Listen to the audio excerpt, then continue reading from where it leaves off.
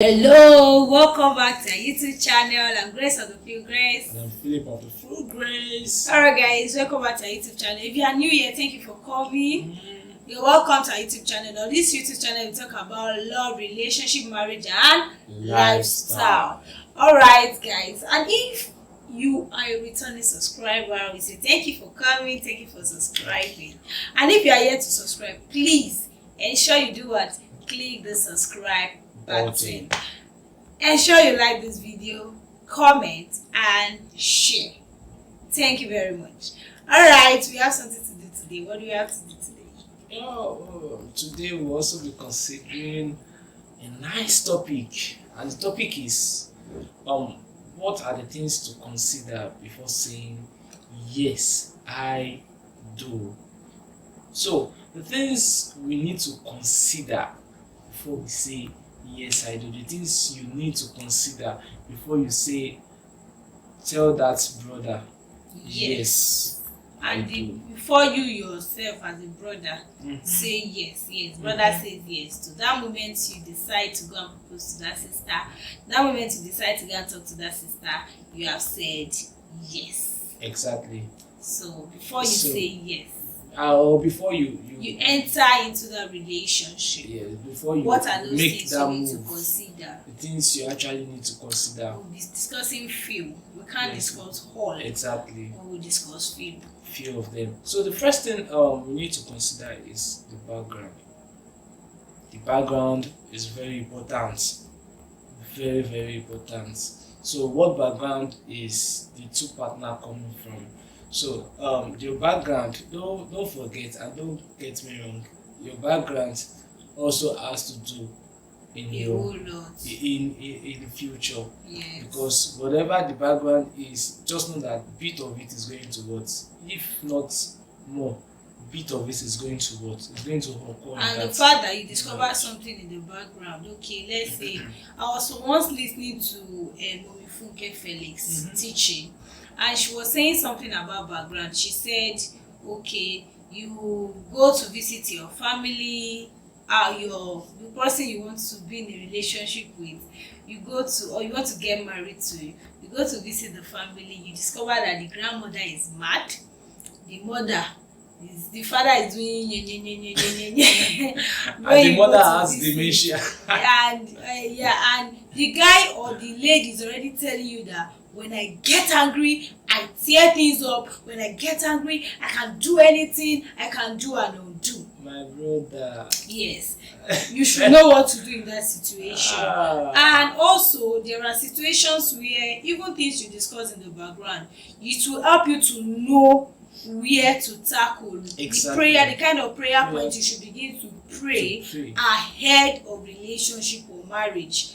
Because whatever we should understand that things that has happened in the family has a lot to tell in our life too. Exactly. It has a lot to tell. Exactly. Thank God for Jesus coming into our life. It has a lot, but if we fail to pray about them, it's just like we have placed them in a place to come up later. So we need to pray about them. Only even prayer, things to discuss plans to ensure you fight against those things. If there's an adage that says that if you cannot beat them, you will join them.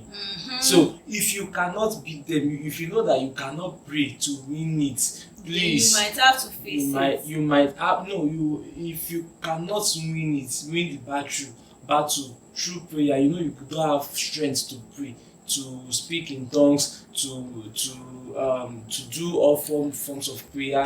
Sorry.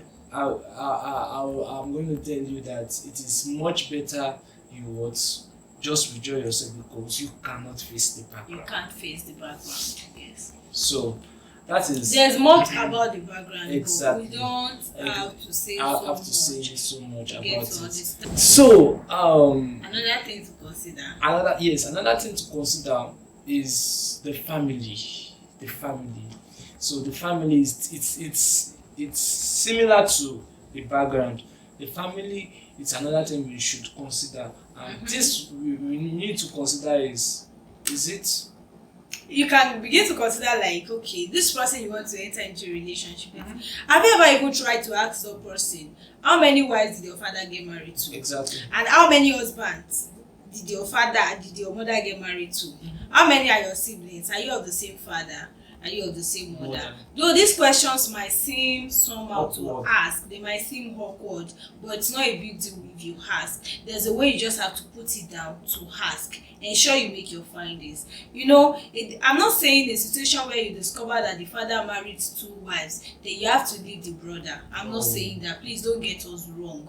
What we are saying in essence is that these things you are considering, they are not really things to tell you that, okay, this is yes or no to enter into the relationship. We are not here to tell you, okay, these are the things you should do to say before you say yes to the relationship or you say no to the relationship. It's just about things you should consider. Is it okay? Your consideration. Is it your consideration? Are you considering will this thing make you consider to leave or go ahead with it? Or will it bring your consideration to praying about it or planning things ahead? For someone who frees from a polygamous marriage, now you can begin to know from even during relationship, someone that is already having a guy having eye for more than one person, for someone else aside you, or the female having eye for someone else aside you. I feel it's a red flag anyways. It's a red flag. So those are the things that you should consider, and if there are things you should plan ahead to ensure that this person doesn't get married to 2%, and if it is also something you should pray about, please. The better thing is that do your findings very well on that family. Do it very well on that family. What is that prominent thing in that family? Do it to the extreme, because marriage is no going back. It is what you do from point A to eternity, infinity. It goes from A and rise to infinity. Again, this is even for someone who is already in the relationship planning marriage. Exactly. Looking towards marriage, not planning marriage already. Looking towards marriage. So ensure you make your findings right. Not until you get it.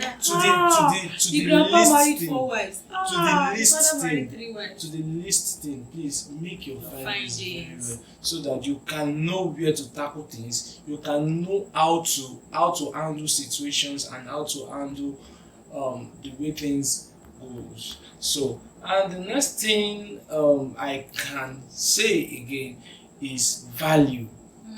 Does that partner really value you? Yes. What value did that man or that lady what value did they place on you actually? So if that person didn't really value you, didn't really value your words, didn't really value your presence, and maybe let's take for instance you are there to meet, maybe to discuss 1 or 2 things, and the partner is busy on the phone. Busy on the phone throughout. The person, I think valuing you also talks about creating time for you. I believe someone who loves you will create time for you. We create time for you. Even God has time for us. Yes. So I know we are all busy, but someone who is 100% or 90-80% busy and not having so much time for you, giving you excuses or reasons you should cope with him or her, with busyness and all, not having time for you. At least that time that the person is coming, out of no time there should be time. You have to find that time. I could remember before we got my do our wedding, you come visiting me at work, and even at work I'm very busy, but once I see her, then I have to at least give way out of no time. And at least, even I know that I'm very busy, at least give that respect. And Yoruba always say something. Ibi tí ìṣúra èèyàn bá wà, lọ́kàn èèyàn máa wà. That is where your treasure is. Your mind is. So for someone who treasure you, for someone who value you, such person will create time for you, because such person's mind will be with you. Exactly. So that person must value you. Exactly. How does the person carry you? For example, you're in a relationship with someone, or you're about entering into a relationship with someone where you get outside there, the person is not proud to say meet my fiance, meet the person I'm in a relationship with, then there's a problem. So why should he or she be hiding it amongst his friends? You know, when you get outside, they are like, who is this one? Just a friend. My sister run, my brother run. There's more to it. Yes. So the next thing, I think I'm I still feel under that value. I think aside you being valued in that relationship, there's also something I feel it's about the value is impacting. What value does the person has to add to your life? Is the person just there? You know, there are some people, I even based on the friendship level, I tend to believe that for you to be in a relationship with someone, you must be able to gain something from that person. Don't be in a relationship of someone that doesn't add value to you, especially people that are firefighters. Exactly. Pastor DDK will call them firefighters. People that are firefighters, they are not ready to light off a fire, but they are there to kill it.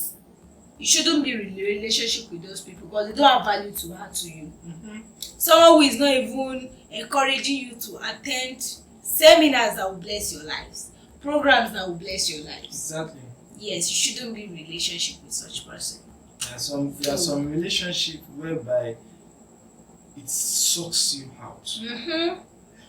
They want to drain you, but there is nothing you yourself know that you are actually gaining. Yes, relationship that is shrinking you instead of stretching you. So if before you say yes, try to consider that, because if the partner is not adding value to you and you are not being valued by that person, now how do you want to get valued even when you get married? Even when you get married, such person will just look at you like you are his wife, you are the husband, and the person will just keep looking at you like, There are different types of marriage. So okay, what other things? Let's look at principle. Then we should say that what kind of principle is the two of you laying down? What's the kind of principle that is guiding that person's life? What kind of principle that is guiding that lady's life? There are some ladies that are so principled, not positively principled, but negatively. You know, everybody has their own principle. Actually, but there are some principles I feel shouldn't be. Yes. You know, a lady with the principle or mentality of a guy, I shouldn't spend for a guy. What kind of a lady is that one? Someone you want to be spent on, but you don't want to spend. It's a problem.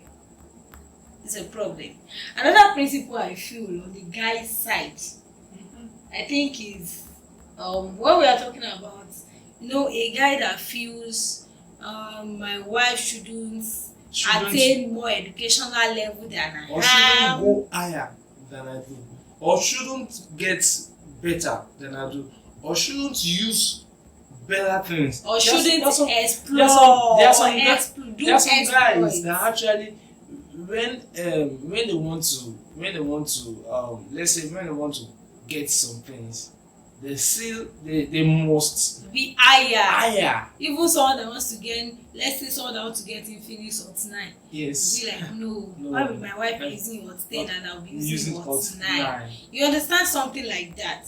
Or something like, why would my wife be using iPhone 14 and I'll be using 10? You know, there are guys like that. Look at that kind of principle. What are those principles guiding this person's life? A powerful man will be known by his wife.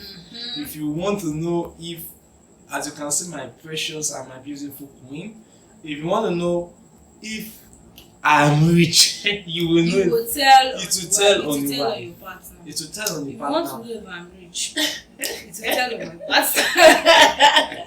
So that is actually those kind of principles which supposed to be considered, because in that case if the wife has a ministry, then you know that you will be having a problem if that is not dealt with. Yes, because if the ministry doesn't involve you, you might begin to have problem. Exactly. As the guy. Exactly. And I think another thing is, I wanted to say something.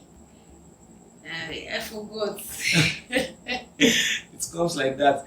You remember. So let's look at goals.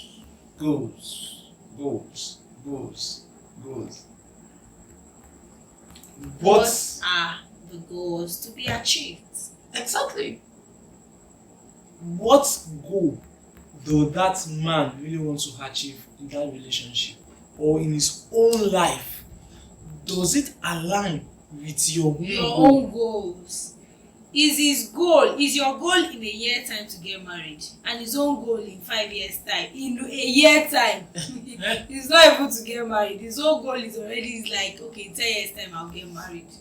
Or I think that's the plan.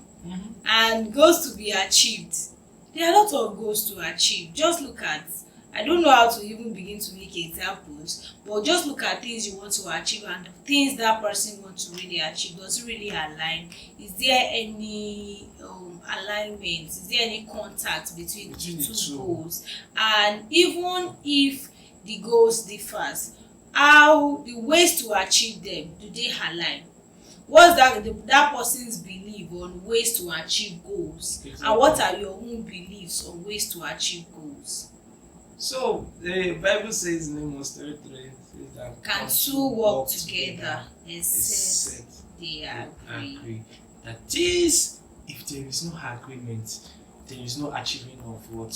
Of goal. So let's call it. Let's end it here, because there are so much more, many things to consider.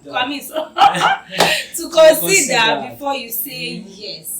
Before you say yes, as a guy and as a female. And I said something earlier. I said, even as a guy, the moment you begin to feel like, okay, when do I have to say yes? Is the female coming to ask me out? No. The moment you decide that, okay, I want to go and speak to this lady, or the moment you decide to enter into a relationship with a lady, you've said your yes. So as a guy, before you say yes, and as a female, before that guy comes to you, even after the guy comes to you, before you say yes, there are a lot of things to consider. We mentioned few.